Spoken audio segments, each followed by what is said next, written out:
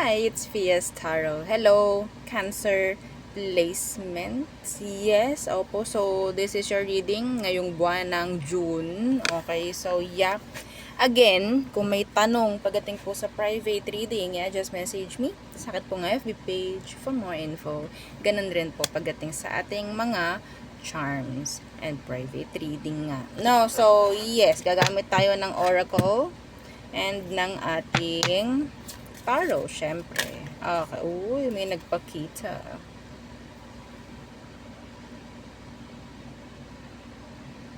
Great fortune. O, diba? Balik natin kung talagang para sa'yo, lalabas ulit. Na? Oo. So,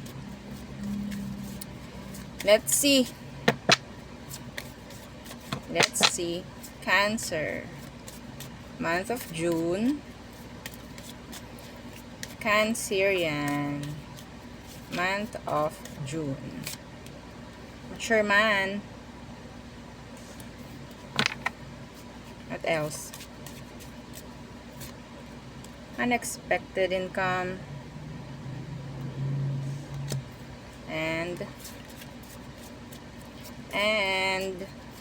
for Cancerians, month of June, sudden wealth. O, diba?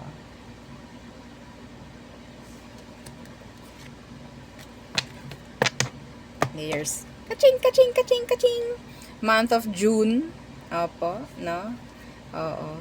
Iba dito if you're owning a business, may chance na mas tumaas ang sales. Okay? Mas tumaas ang sales. Mas dumami ang customers, clients mo. Yung mga ganyan. Potential buyers. Yan. Okay? Pwedeng magpakita ang angel number 777 every time na meron kang matatanggap na blessing. Okay? Sa buwan ng June. Opo. No, there's unexpected income. Yan. Nandyan yung sabihin nating pera. Okay? Ngayong buwan ng Hunyo. So, anong meron dito sa mature man? Para sa mga Cancerians. What's with this mature man? Okay. Ace of Wands. I think some of you may tutulong sa inyo. Okay? Lalo na pagdating sa isang travel. There's this good opportunity na paparating. Okay? There could be, sabihin natin, concrete ideas, plans na pwedeng may execute sa buwan po ng June. Okay? I'm hearing a new branch. That's not for all. Pero yeah, may naririnig akong ganong energy. Bagong branch or ikaw itong mag-open ng, sabihin nating, bagong business sa buwan po ng Hunyo. Okay? Hindi para sa lahat pero yes, may ganon. May ganon. Okay? That's nice.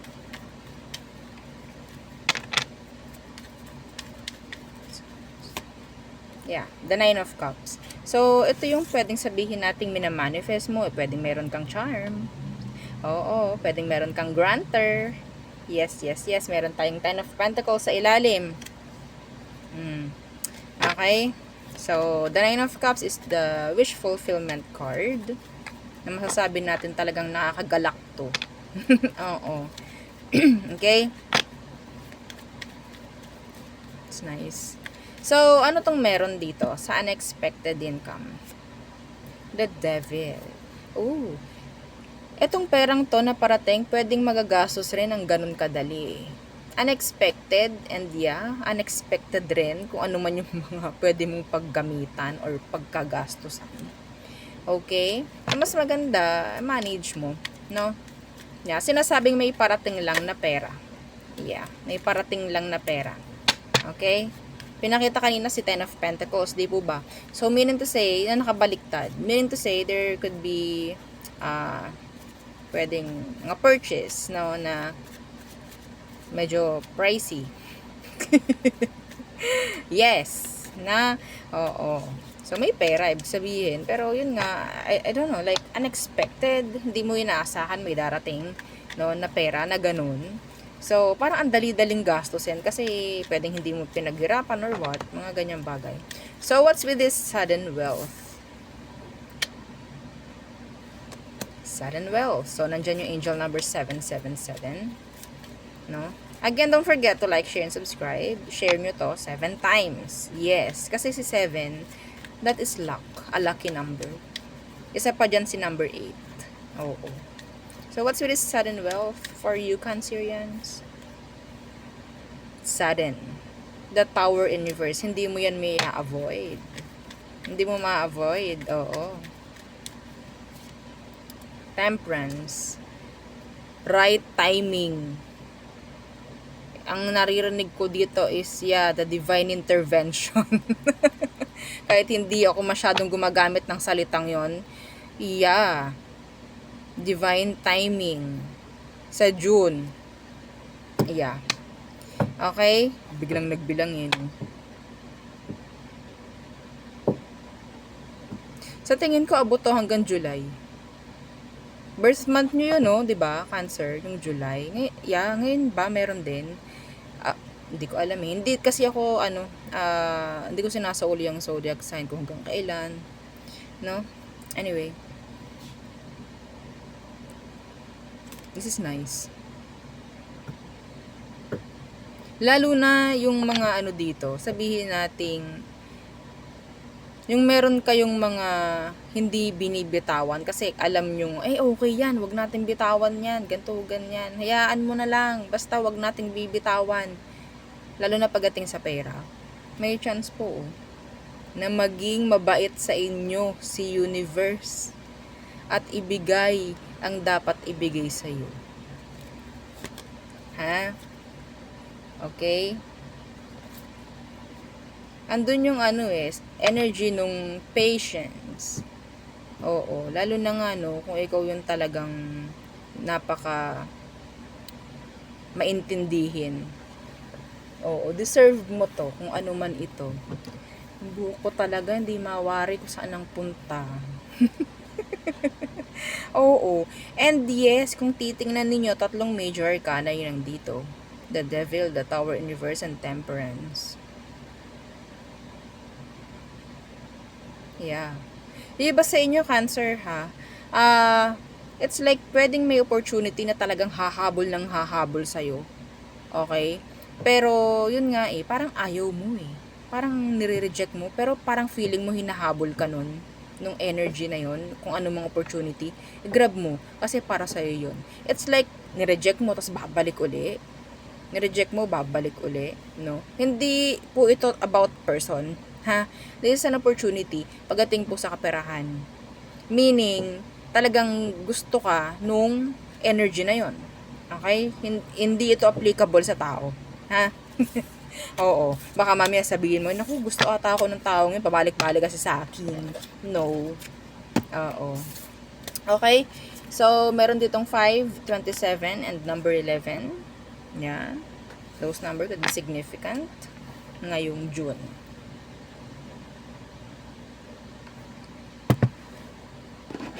Okay. So, next. Ano naman ang parating pagdating sa love? Mga Cancerians, may parating ba? Anong parating pagdating sa pag-ibig ng mga Cancerians? Anong meron? Empress. Pregnancy. But yung iba ba dito, ready for that? That's pregnancy. Mga Cancer. Wheel of Fortune. Oh my gosh. It's not ready. Be careful. Some of you might be dealing with a Gemini. Yes, meron ganitong energy si Gemini kanina. Be careful. Yeah, the Ace of Swords is here. Hindi ito planado.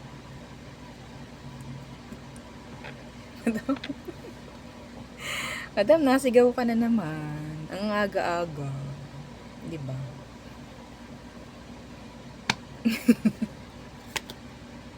Hindi siya planado. I'm hearing pregnancy. Or maybe may malalaman kayo about dyan, like pregnant. Or pwedeng sa June malalaman yun, may buntis pala. No? Yari. Lalo na yung mga hindi ready. Hindi siya like, wala eh, ikaw yung gumawa nito eh. Sarili eh. Oo. Challenge to sa'yo na ibibigay ni universe. Challenge yan.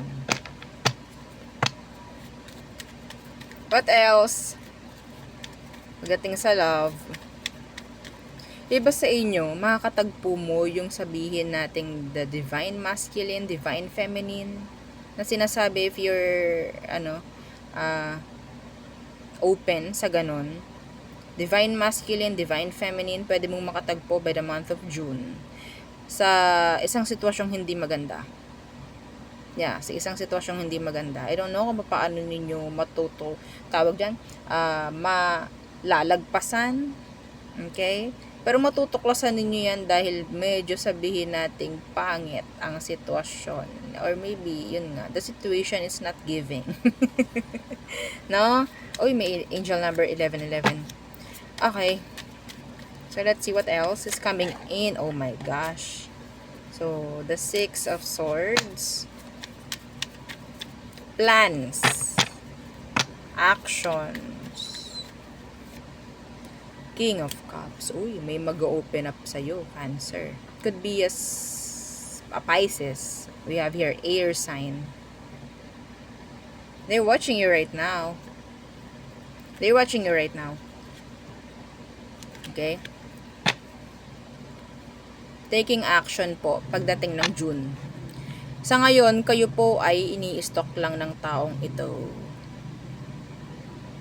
So, ang action niya, gagawin niya by the month of June. Anong meron niya? I think the person is into you. Into you. Okay. So, what else? What else for Cancerians? 9 of Swords. Parating, 9 of Swords. Stress, overthinking, crying. Why?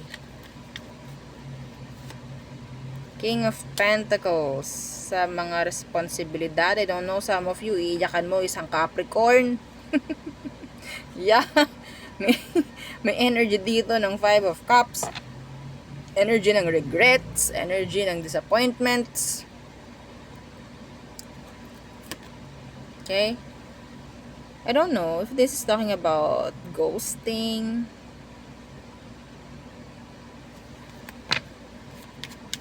What's with this King of Pentacles?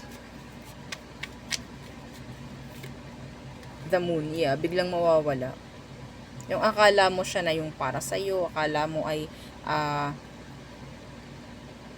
siya na talaga, pero I don't know. If itong energy na to is parang manunumbalik lang sa buwan ng June, I don't know kung meron kang somebody na pwedeng hihintayin, and ang nakukuha ko dito is madidisappoint ka lang. Yeah. I don't know kung ano yun. Pwedeng mayroon kang ina-expect. I think, if you're not talking to each other, or maybe hindi ka nga nakikipag-usap sa kanya, pwedeng mini-mirror ka lang niya. Hindi din siya nakikipag-usap sa'yo. Mga ganung bagay. Yeah, this is a pair.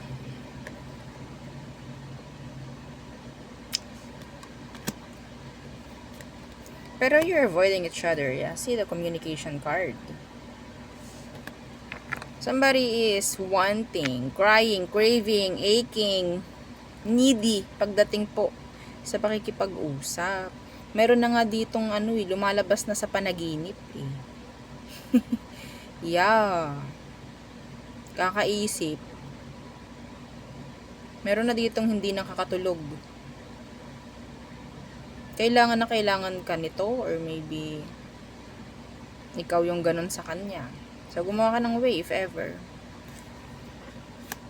See? The Lovers. I don't know kung kayo is totally magka-relasyon ngayon, or merong nangyaring separation, pero still, the connection is andun yung deep, strong. Okay? Pagdating sa inyong dalawa. So, maybe that's why ganyan yung energy. Ganyan yung atake. No? So, there. Yeah, yun lamang mga pahapyaw lang. Opo. Mga pahapyaw lang ating tiningnan. So, yun ang aking reading. Para sa inyo mga Cancer yan ngayong buwan ng June. So, again, kung may tanong, message lang po. No? Sa akin pong legit FB page. Yung merong check sa tabi ng aking pangalang Fiesta Tarot. Okay? So, again, thank you. Goodbye.